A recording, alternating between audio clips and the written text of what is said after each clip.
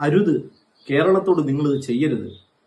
Palluruthy saint Reetha സ്കൂളിലെ പ്രിൻസിപ്പാളിന്റെ വാർത്താസമ്മേളനം കാണുമ്പോൾ ഇതു മാത്രമാണ് പറയാൻ തോന്നുന്നത്.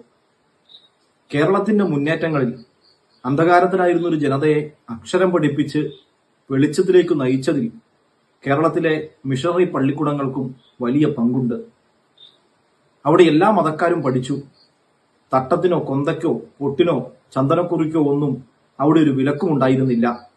അങ്ങനെ പഠിച്ചു വളർന്നവർ കൂടി ചേർന്ന് നിർമ്മിച്ചതാണ് നമ്മൾ ഇന്നീ കാണുന്ന മതനിരപേക്ഷ കേരളം. വാർത്താസമ്മേളനത്തിലെത്തിയപ്പോൾ പ്രിൻസിപ്പൽ സിസ്റ്റർ ധരിച്ചതും സ്കൂളിലെത്തിയപ്പോൾ വിദ്യാർത്ഥിനി ധരിച്ചതും വിശ്വാസത്തിന്റെ ഭാഗമായ ശിരോവസ്ത്രമാണ്. എന്നു മുതലാണ് നിങ്ങൾക്കിതൊക്കെ പ്രശ്നമായി തോന്നി തുടങ്ങിയത്? തട്ടമിട്ടവരൊക്കെ ഒരു സ്കൂളിലും കൊന്തയിട്ടവരൊക്കെ മറ്റൊരു സ്കൂളിലും ചന്ദനക്കുറി തൊടുന്നവർക്ക് മറ്റൊരു സ്കൂളുമായാൽ എന്തായിരിക്കും കേരളത്തിന്റെ സ്ഥിതി? അങ്ങനെ ഒരു കേരളമാണോ നിങ്ങൾ ആഗ്രഹിക്കുന്നത്? ഉത്തരേന്ത്യയിൽ മാത്രമല്ല, കർണാടകത്തിൽ പോലും സഭാവസ്ത്രങ്ങൾ ധരിച്ച് പുറത്തിറങ്ങാനാവുന്നില്ലെന്ന് സഭാമേലധ്യക്ഷന്മാർ പറയുന്ന കാലമാണിത്.